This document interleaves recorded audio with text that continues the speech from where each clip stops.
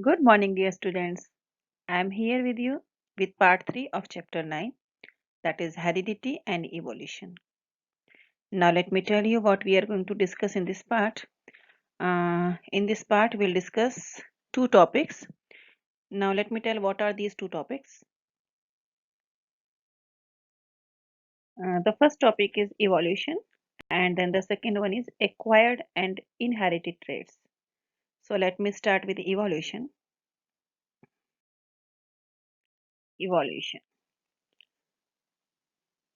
In previous part, we have studied some topics of this chapter, and there you noted that there is an inbuilt tendency to variation during reproduction in living organisms, and that is due to both because of errors in DNA copying and as a result of sexual reproduction. Now let us look at some consequences of this tendency. For that we'll have an example, and this example is of 12 red beetles. Here we are considering 12 red color beetles, okay? And let us assume that the leaf in the bushes and the leaves of the bushes are green. Fine. So their population will grow by sexual reproduction and therefore they can generate variations, okay? Now let us imagine that crows eat these beetles. Fine. The more beetles the crows eat, the fewer beetles are available to reproduce. Now let us think about some different situations that can develop in this beetle population. We'll discuss these situations one by one. The first situation is a color variation arises during reproduction so that there is one beetle that is green in color. Here you can see, this is the group of 12 beetles and here you can see one green beetle. Are you following my red marker? If you are following my red marker, you can see it easily. Okay. Now in the group of 12 beetles, one beetle is of green color. Okay. So this beetle can pass the color on to its progeny so that all its progeny beetles are green. Okay, it is clear. Now crow cannot see green color beetles on the green leaves on the bushes. So they will not eat green color beetles. So what will happen then? Then progeny of green beetles is not eaten while the progeny of red beetles continues to be eaten. Here you can see at first stage crow will eat more red beetles. Okay, so in next generation we'll get more green beetles and so on to the next generation.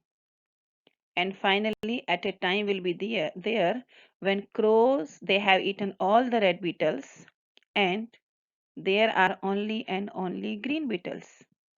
Okay, so this is the result.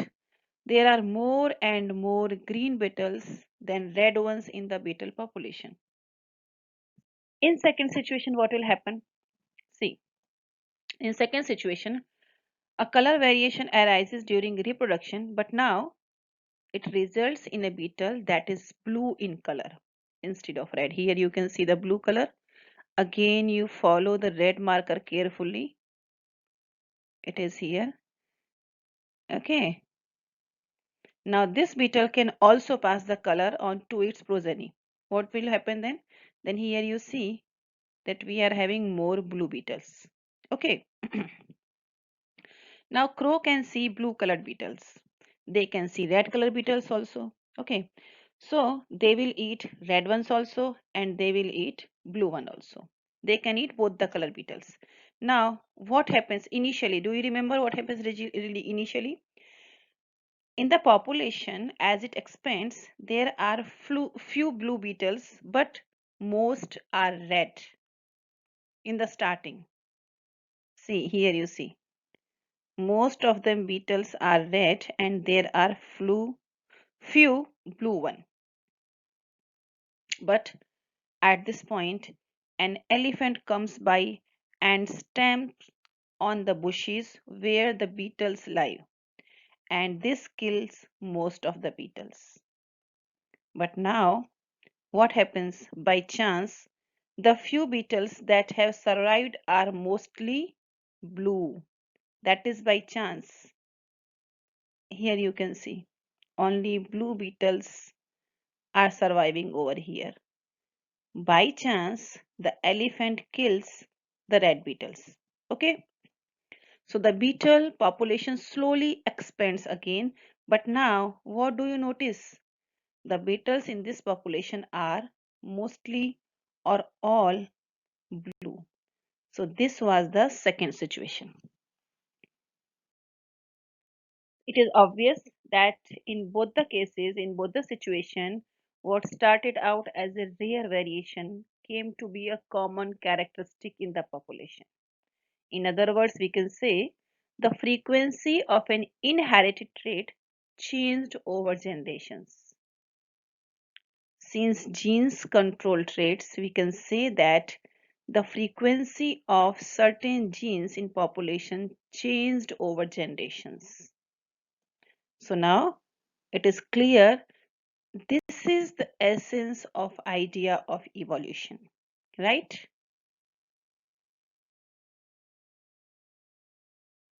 One more interesting difference is in the two situations. In first case, just remember the variation became common because it gave a survival advantage. In other words or easy words, we can say it was naturally selected. We can see, we can say that natural selection is exerted by the crow, right? Crow naturally selected it because they could not see the green one. That is why they have eaten all the red ones. So it was the natural selection. The more crows there are, the more red beetles would be eaten. And the more the proportion of the green beetles in the population will be there. Okay. Thus, natural selection is directing evolution in the beetle population. It results in adaptation in the beetle population to fit their environment better. This is the theory of natural selection. Now, in the second situation, what happened? Do you remember? The color change gave no survival advantage. Instead, it was simply a matter of accidental survival of beetles. Okay, accidentally, one color of beetles were survived and other one could not. Okay, so that changed the common characteristic of the resultant population. The elephant would not have caused such major havoc in the beetle population if the beetle population had been very large. So accidents in small populations can change the frequency of some genes in a population even if they give no survival advantage. Fine. That is the notion of genetic drift that provides diversity without any adaptations. So that is the theory of genetic drift. Now consider a third situation. In this situation, what happens as the beetle population begins to expand, the bushes start suffering from a plant disease. So what will happen? See, plants are their food. So if the bushes start suffering from a plant disease, so beetle will not get proper food. Okay, so leaf material for the beetle will be reduced. So these beetles will be poorly nourished. Now the average weight of the adult beetles decreases. Okay, here you can see that weight of the beetles is decreased. But what was the reason for that? The reason was that they could not get proper food, and that is why the weight is reduced. Fine. As you say, as you see that there is no genetic change is occurring over there, only and only due to less food, they could not gain proper weight. Okay, that is why the weight is reduced. But after a few years and a few better generations of such scarcity, the plant disease is eliminated. Now, what will happen? There is a lot of food for the beetles. They will start eating a lot of food and they will regain the weight. Okay. Why they are regaining the weight? Because they are getting proper food. So reducing the weight is not a genetic matter that is not transferred from previous generation to the next generation. So this thought gives rise to a new topic, and let me discuss that topic with you. And the topic is acquired and inherited trait. In previous session, we have discussed the idea that the germ cells of sexually reproducing population are made in specialized reproductive tissues. Okay, if the weight of the beetle is reduced because of starvation, that will not change the DNA of the germ cells anyhow. Therefore, low weight is not a trait that can be inherited by the progeny of a starving beetle. Therefore, even if some generations of beetles are low in weight because of starvation, that is not an example of evolution, since the change is not inherited over the generations. If the change is inherited over the generation, that can be considered the example of evolution, right?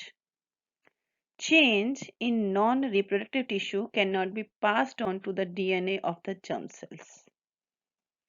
Therefore, the experiences of an individual during its lifetime cannot be passed on to its progeny and cannot direct evolution.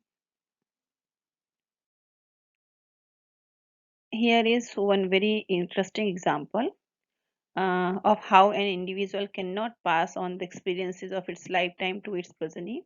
See, if we breed a group of mice, all their progeny will have tails. See, this is the common character of the mice, that they all have tails. Fine.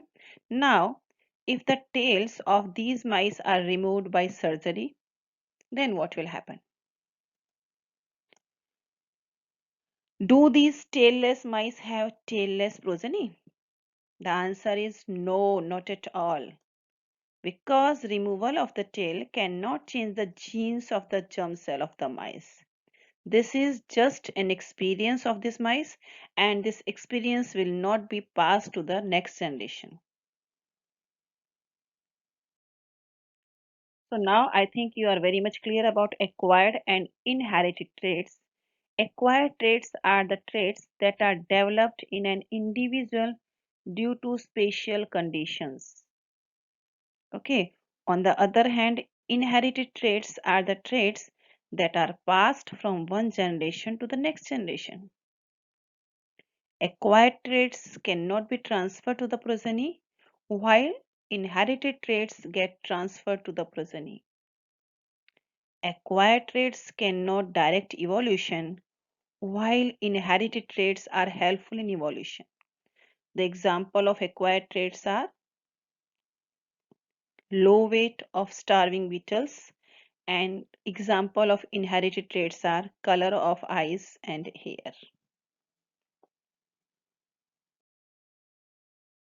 Now here are some questions. Let me read the questions for you, and then I will try to answer the questions one by one. What are the different ways in which individuals with a particular trait may increase in population? So recently in the previous slides we have learned that natural selection and genetic drift. Okay. Now the second question is, why are traits acquired during the lifetime of an individual not inherited? Traits acquired during a lifetime cannot be inherited for the next generation, as the changes do not reflect in the DNA of the germ cell. That is why they will not be passed on. Okay. The third question is, why are the small numbers of surviving tigers a cause of worry from the point of view of genetics? Here is the answer of question 3.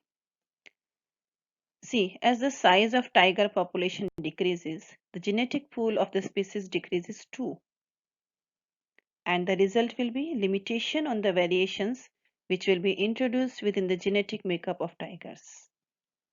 Okay. So this much was there in this session. I hope you liked the session. Thank you, students. Now we'll be meeting in part 4 of this chapter.